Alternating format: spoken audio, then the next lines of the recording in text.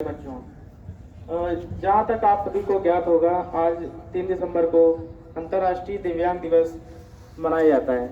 अगर इसके पहले से नहीं ज्ञात था तो आज जान लें, जो कि इसको कहते हैं international day of persons with disability, अंतर्राष्ट्रीय दिव्यांग दिवस, जिसको यूनाइटेड नेशन ऑर्गेनाइजेशन और वर्ल्ड हेल्थ ऑर्गेनाइजेशन दोनों मिलकर इसको ऑर्गेनाइज कराते हैं। इस बार की थीम रखी गई है कि दिव्यांग समाज को बढ़ाना, आगे बढ़ाना, जिससे समाज की प्रगति को सुनिश्चित करा जा सके। जहाँ तक आपको ज्ञात होगा कि जो डिसेबिलिटी का परसेंटेज है, जो डेटा कहता है, अभी ये प्रतिशत बढ़ रहा है। अभी तक का जो WHO का डेटा कह रहा है कि लगभग 1.3 बिलियन आप लोगों को ज्ञात होगा, लगभग 130 करोड़ जनसंख्या in all over world disability से पीड़ित है। डिसेबिलिटी है, कोई ना कोई डिसेबिलिटी है, जो कि पूरे विश्व में 16% पॉपुलेशन को कवर करती है। 16%, फिर मैं रिपीट कर रहा हूँ, 16% population in all over world, ये कम नहीं होता है। और 16% को अगर परसेंट में रेशियो में निकाला जाए तो लगभग 1/6 के आसपास आएगा। 1/3 33% के आसपास होता है। 1/6 प्लस 6 में 1, 6 लोगों में आपके बीच में 1% जो डेटा कहता है वो डिसेबिलिटी से पीड़ित है, डिसेबिलिटी से ग्रसित है।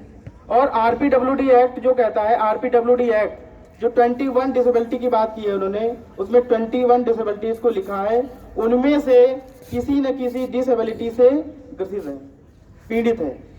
तो इस दिवस का मनाने का मेन उद्देश्य यही होता है कि इसके विषय में हमें जागरूकता प्रदान करना, लोगों के बीच में जागरूकता प्रदान करना।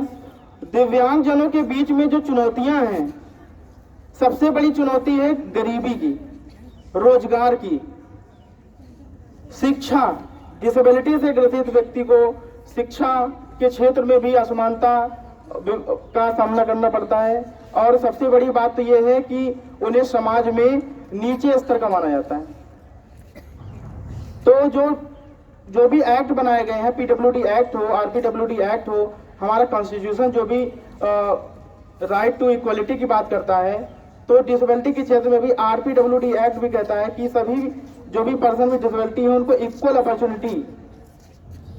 अपॉर्चुनिटी, समान अवसर प्रदान करना, उस पर काम कर रहा है। जैसे कि अभी पैरालंपिक आप लोगों ने सुना होगा, सभी बच्चों ने सुना होगा, पैरालंपिक में पर्सन विद डिसेबिलिटी पार्टिसिपेट करते हैं और अच्छे उसमें गेम्स में पार्टिसिपेट। इसका मेन उद्देश्य यही होता है कि उन्हें फुल पार्टिसिपेशन देना। RPWD एक्ट भी कहता है उन्हें फुल पार्टिसिपेशन देना, समान पूर्ण सहभागिता जिसको हिंदी में कहते हैं, इक्वल अपॉर्चुनिटी, समान अवसर, प्रोटेक्शन ऑफ राइट, उनके अधिकारों की रक्षा करना, नो डिस, कोई भेदभाव नहीं करना। अगर आपके बीच में कोई भी स्टूडेंट है में किसी भी तरह का कोई भेदभाव नहीं करना है, सबसे बड़ा मेन उद्देश्य यही है, उसके साथ कोई भेदभाव नहीं करना। इसीलिए अभी हमारी गवर्नमेंट इस पे काम कर रही है कि जो विकलांगता शब्द है उसको पूरी तरह से खत्म कर दिया जाए।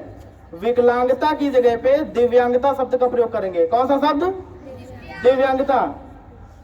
डिसेबिलिटी की जगह पे करेंगे हम डिफरेंटली एबल्ड। क्या करेंगे?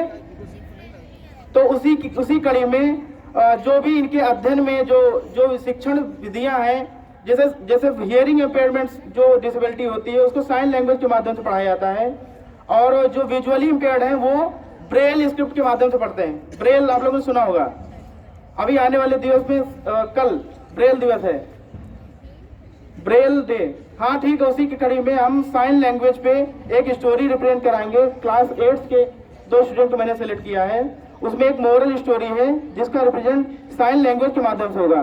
तो आप उस कहानी के माध्यम से साइन लैंग्वेज के बारे में जानेंगे और उसकी जो मोरल स्टोरी है उससे परिचित होंगे। धन्यवाद।